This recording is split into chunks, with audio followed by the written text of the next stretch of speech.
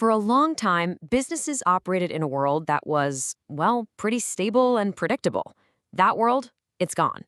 We're in a totally new era now, one defined by geopolitical tension and intense economic competition. And it's changing the very ground that business leaders stand on. And this quote from Rupert Younger at Oxford, man, it just nails the problem. Today's leaders don't have the muscle memory for this stuff. It's like they've never had to work out this particular muscle before, and now they're being asked to navigate a minefield, making the challenge they face just that much harder. So what does this all mean? Well, for starters, you can pretty much throw the old playbooks out the window. They're obsolete. To survive, let alone succeed, companies have to completely rethink how they engage with the world. And we're not talking about a little tweak here and there. This is a total overhaul.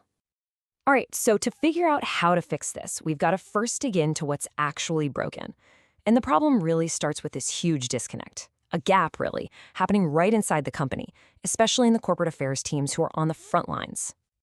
And look at this. The numbers don't lie. You've got more than half of executives saying, yep, geopolitical instability and trade policy changes are our biggest risks. But then you ask them, so is it a top priority? And less than a third say yes. I mean, that's a massive gap between knowing there's a fire and actually grabbing the fire extinguisher. So why is this all happening now? What's making everything so complicated? Well, it really boils down to three key pressures that are changing the entire game for business.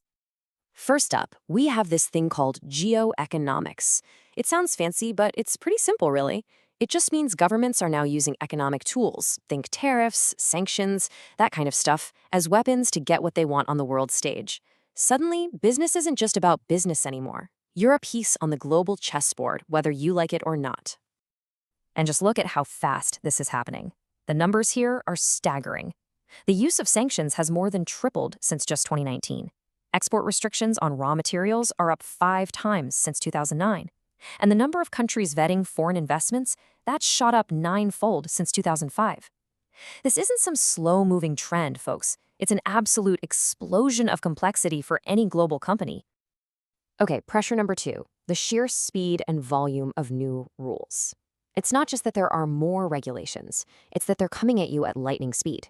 We're talking about governments announcing huge policy changes on social media. Imagine trying to run a business when the rules can change with a single tweet. It's enough to give you whiplash. And the third pressure is this rising expectation of, well, corporate patriotism. The idea that you can just be a neutral global company is kind of fading away. Now you're expected to pick a side and show you're aligned with your home country's economic and security goals. It's a really tricky balancing act for any company with a global footprint. Which leads to this really pointed question from one corporate affairs leader. How do you reestablish trust in a world where the paradigm is shifting? I mean, think about it. When all the old rules are broken and assumptions are out the window, how do you build and maintain trust with anyone? Governments, regulators, even your own customers?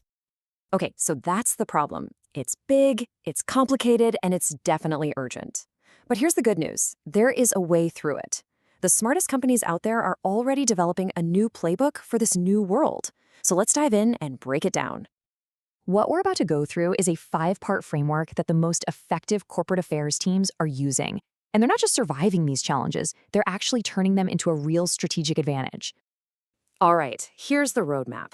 It's 5 steps. Map the world, hone your narrative, optimize your engagement, adapt the organization, and finally, invest in new capabilities. Simple enough, right? Let's kick things off with step 1. First things first, you gotta map your world. That means taking a hard, systematic look at where your company is exposed to all these geopolitical risks. And here's the crucial part. You have to actually put a number on it, quantify what's at stake financially. But get this, only 9% of companies are actually doing this properly. That is a huge, huge blind spot. Something like this issue funnel is a great way to think about it. You're basically organizing all the external threats, from the big, fuzzy macro trends way out on the horizon, all the way down to the full-blown crises that are happening right now. It's about bringing some order to the chaos. Step 2 is all about honing your narrative. This isn't a one-size-fits-all message. You have to tailor what you're saying for every single government, every stakeholder. I love this quote from one leader who said, "It's not about changing the radio station, it's about changing the volume." You might need to shout your message from the rooftops in one place and just whisper it in another. And yeah, this means your CEO has to become your chief commercial diplomat. Next up, step 3, optimize your engagement. And again, this is about being smart, not just loud. It's about precision. Are you talking to the right people in government? It's not always the person at the very top. It also means talking to your peers, learning from what they're doing right and what they're doing wrong. All right, step 4, you have to adapt the organization itself. The old way of doing things, where corporate affairs was this isolated department down the hall, that's completely dead. The new model demands that these teams are embedded right inside the business units.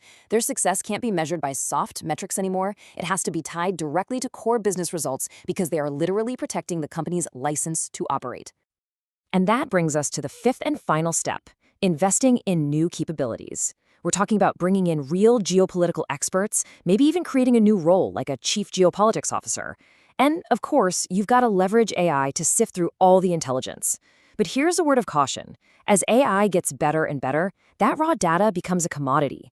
What becomes priceless? Real human intelligence, that on-the-ground knowledge that an AI can't replicate. So, we've walked through the problem, we've laid out the playbook. What does it all boil down to?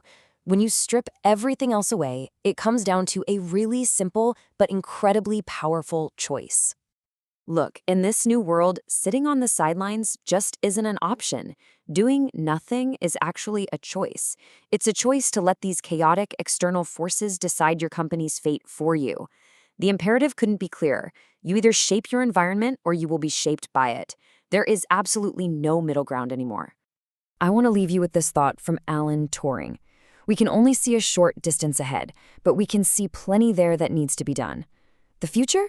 Yeah, it's uncertain, but that can't be an excuse for doing nothing. The challenge is huge, no doubt about it. But the steps we've just talked about, they're clear, and the time to start taking them is right now.